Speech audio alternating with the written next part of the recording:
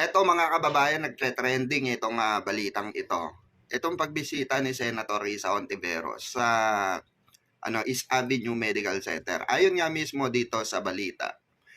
Ito babasahin natin. Senator Risa Hontiveros visited East Avenue Medical Center mga kababayan on September 30, 2025. So, nagpapakita ito na yung malasakit, ika nga, 'di ba?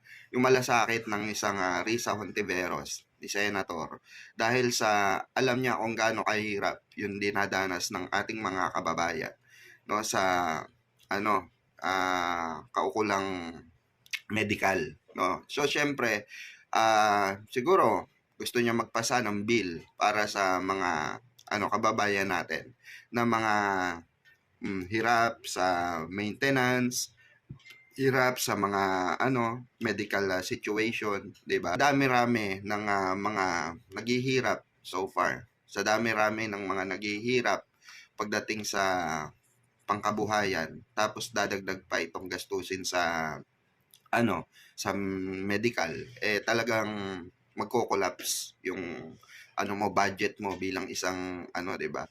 Nagtatrabaho sa pamilya, talagang mahirap budgetin. Okay?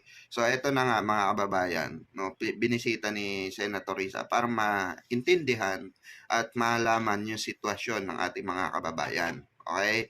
So ang sabi pa rito sa balita mga kababayan, as a chairperson of the Senate Committee on Health and Demography, she aims to improve public health.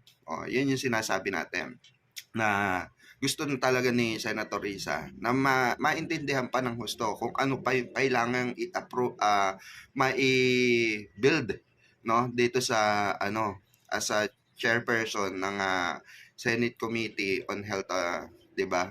So gusto pa niya makita kung ano pa yung kailangang i-improve pagdating sa medical, 'di ba? So kagaya ng paglaban niya sa korupsyon, sa flood control, imumungkahi ng ating mahal na senador na itong sa flood control project, yung mga tapyas diyan, pwedeng mailaan 'yan sa mga sa mga kagamitan pang medical, 'di ba? Kaya kagaya ng sinasabi lagi ni Senator Risa na gusto niya maayos ang mga bata, mga minors, mga kababaihan, mga matatanda, 'di ba?